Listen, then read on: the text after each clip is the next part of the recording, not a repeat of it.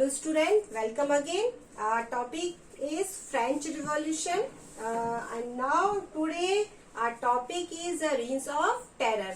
अब यहाँ पर हमने इससे पहले डिस्कस किया जेकोबिन क्लब के बारे में. What was the Jacobin club?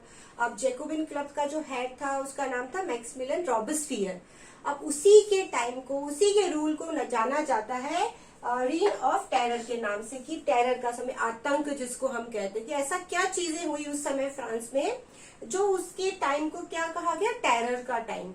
Now I am starting this topic, listen carefully. ये क्वेश्चन कई बार पूछा जाता है हमसे कि why the Robespierre time known as a region of terror. Now first is Robespierre followed a policy serve control and punishment. दो ही पॉलिसी थी उसकी, कंट्रोल करना एंड पनिशमेंट देना. अब यहाँ पे कंट्रोल और पनिशमेंट की बात किसके लिए हो रही है? First state and second state के लिए, क्योंकि रॉबेस्पियर तो उस सेक्शन से था जो लेस प्रॉस्पेरियस था. वो अगेंस्ट था किसके? रिचर सेक्शन के अगेंस्ट था, वो क्लर्जी की प्रॉपर्टी के अगेंस्ट था, किंग के पावर्स के अगेंस्ट था. किस तरह उसने किंग को क्या किया था? किंग पर अटैक किया था. उसी तरह से तो मेन पॉलिसी थी कि कंट्रोल करना एंड पनिशमेंट देना, कि वो नहीं चाहता था कि रिपब्लिक गवर्नमेंट जो इतनी मुश्किल से बनी थी वो वापस इनकी वजह से चली जाए. All those who consider as a enemy, जिसे भी लगता था वो उसका दुश्मन है या उसकी पॉलिसी से एग्री नहीं करता था, वो अरेस्टेड एंड इम्प्रिजनमेंट. उसे वहां पर अरेस्ट कर लिया जाता था और उसे जेल में डाल दिया जाता था, चाहे वो कोई भी हो, चाहे वो रॉबेस्पियर की पार्टी का ही क्यों ना हो या उसका सपोर्टर ही क्यों ना. अगर कहीं पर भी व्यूज में उनके ऐसा आता था कि कोई उसके व्यू से सेटिस्फाई नहीं होता था तो उसे अरेस्ट कर लिया जाता था और उसे जेल में डाल दिया जाता था और उसके बाद उसे गुलूटाइन पर चढ़ा दिया जाता था.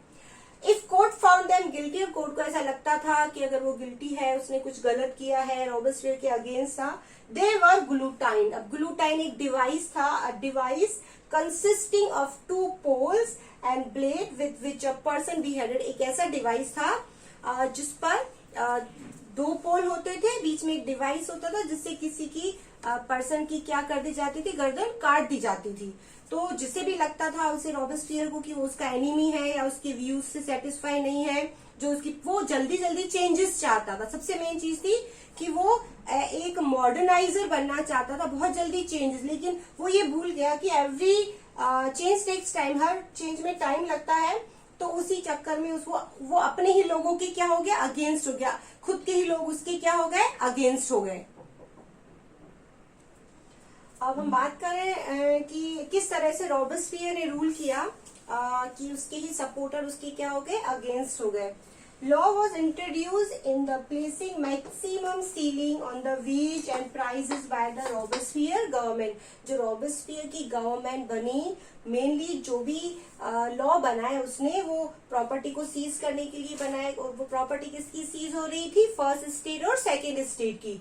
और जो भी वेजेस थे, प्राइजेस थी, रॉबेस्पियर ने उसे क्या करने की कोशिश की, कम करने की कोशिश की. इसमें एक एग्जांपल उसका भी था कि ब्रेड जो थी, व्हाइट ब्रेड थी, वो सबके लिए कर दिया, यानी कि जो ब्रेड पहले फर्स्ट स्टेट और सेकेंड स्टेट के लिए के ही यूज आती थी, अब उसमें यूनिफॉर्म सिस्टम कर दिया, सबके लिए सेम ब्रेड. तो कई सारी ऐसी पॉलिसीज थी किसकी, रॉबेस्पियर की, जो कहीं ना कहीं लोगों को बहुत ज्यादा क्या कर रही थी, डिस्टर्ब कर रही थी. स्पेशली किसे? First state and second, even उसके सपोर्टर्स को भी. Then he pursued his policy so relentlessly that even his supporter against them. Policies तो बनाई, बट उसको इस तरह से, मतलब उसे फॉलो करवाया गया कि उसके जो के सपोर्टर्स जो थे वो भी उसके क्या हो गए, अगेंस्ट हो गए. इतनी स्ट्रिक्टनेस के साथ वो सारे रूल्स क्या हुए, फॉलो हुए. Later he was convicted by the court in July 1794, arrested and guillotine. लास्ट में कोर्ट ने उसे प्रूव कर दिया कि उसने जो भी किया है, गलत किया है, उसे अरेस्ट कर लिया गया और लास्ट में उसे ही क्या कर दिया गया, गुलूटाइन्स पर चढ़ा दिया गया. तो ये थी स्टोरी. 1793 से 1794 जो रिपब्लिक गवर्नमेंट बनी, और जिसमें मेन रोल था जेकोबिन क्लब का, और वो जेकोबिन क्लब का जो हेड था वो कौन था? रॉबेस्पियर। किस तरह से उसने रूल किया, किस तरह से उसका एंड हुआ। So remember all point, who was Jacobin Club, who was the leader, what was the policy, and this policy known as the reason of terror.